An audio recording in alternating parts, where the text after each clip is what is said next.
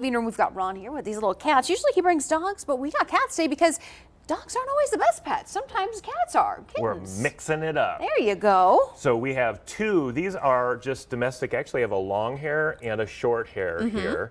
These are in our adoption program. So we work with unplanned litters from the community. If you by chance have a litter, talk with Petland Iowa City. We'll help you through the process, and we actually will adopt them out and all that kind of stuff. So it's a real easy process that we go through. So these are two of, I think we've got 8 of them right now. Plus we've got some purebred Bengals in there right now too. It's a great time of year for that too. Yes, and with kittens, I always like kittens because that's the first pet that we had when Wendy and I got married. This is one of our first pets that we got. She came home with a kitten and she goes, "Here it is." Okay. And I had never had a kitten before, and I was like, okay, so what's this going to be like? And I found that it is so easy to have a cat. Yeah.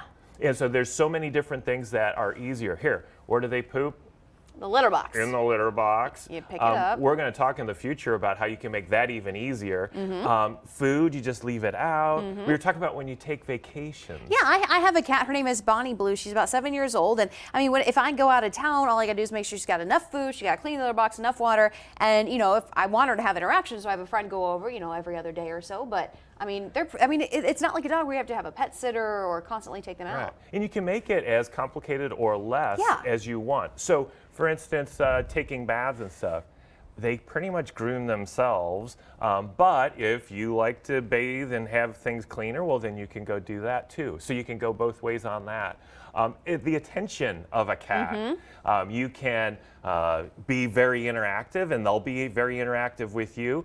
Or you can kind of be, you know, I just want a pet hanging out with me. I want something in my house right now. You know, it's kind of lonely in here. Yeah. You know? So that's a nice thing to have there. The toys, that's how I love interacting with Gilbert, our cat at home, in that there's a wand or there's a laser beam or a little cat toy or something like that. They're fun to just be engaged however you want to be. And everybody goes, oh, well, cats are, you know, they're kind of standoffish. Only when you're kind of standoffish. If you want to be engaged, they're engaged. It's just like a personality thing. If they feel that you don't really want to play with them, I mean, they'll be like, all right, I'll go figure it out myself. But if you're like, oh, come here and play with, I mean, they're all for it. Right. And well, we started with a cat and then we introduced dogs to the mix, and we went, okay, dogs and cats, I heard that they don't get along. They get along very, very well. Yeah, as long as you train them or they get used to each other. I mean, there might be that adjustment period if one's before the other, but then after that, you hit it right on the head. For us, it was a 14-day period. I find that with most pets, there's a 14-day window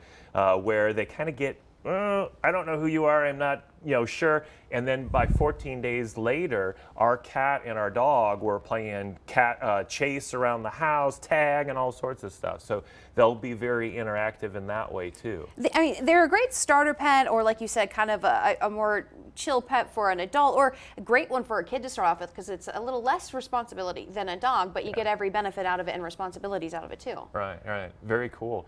There's so many different things with a cat.